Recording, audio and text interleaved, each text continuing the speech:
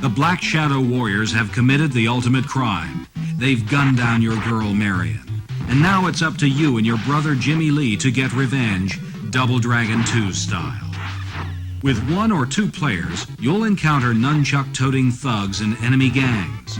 In the end, you'll take on the sensei of the Black Shadow Warriors, if you make it. The action begins in Mission 1, Into the Turf. These Lindas can't defend themselves when they're climbing down ladders. Take advantage of the situation. You'll have to use every trick in the book to make it to the evil sensei in Mission 9. Your surprise guests really know how to make an entrance. These ninja commandos are armed with knives, which you can steal and use yourself. But watch out. When the last commando is defeated, your weapon will disappear. You can't see the first mutant Shadow Warrior boss's face, probably because he doesn't have one. To defeat him, use your hyper jump kick and watch him fade away. He's back. Retreat a little until he completely reappears, and then pound him till he disappears for good. As soon as you hit the roof, this enemy transport helicopter will begin shooting at you. Climb down the ladder and stay out of shooting range.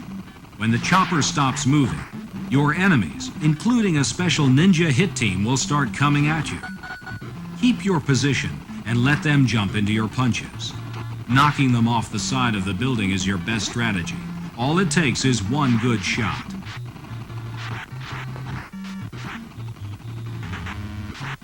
Inside the airborne helicopter in Mission 3, you've got to earn your wings the hard way.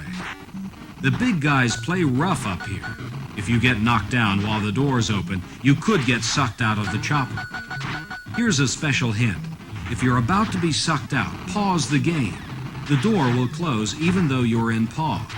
Then restart the game and continue the action.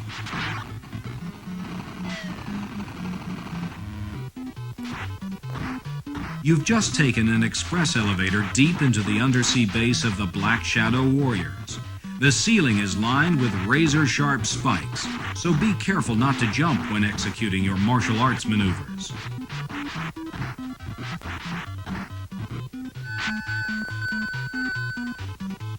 Getting through this section takes split-second timing.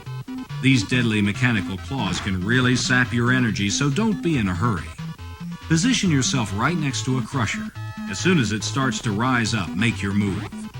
Ambush. The Lindas pack quite a punch. So do their grenades. Don't forget, you can pick them up and use them for self-defense. This ambush tunnel is a perfect place to execute a jump kick or use a super knee move. If you keep your position, there's plenty of leaping room and no ceiling spikes, which is good news when you have to go head-to-head with this giant Shadow Warrior. The conveyor belts leading to Mission 5 can be tricky if you don't know their patterns. The bottom belts travel away from the center, but the top ones move toward the center. You're getting closer to the sensei of the Black Shadow Warriors, and his gang members will stop at nothing to defeat you here in the Forest of Death. The thugs waiting for you on the top of the mountain are armed with explosive flare bombs. Before you cross over to the large conveyor belt, check the steam jets.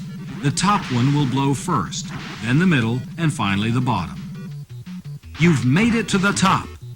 The question now is, can you stay there? If it were up to these Shadow Warriors, you'd end up flat on your back 15 feet below.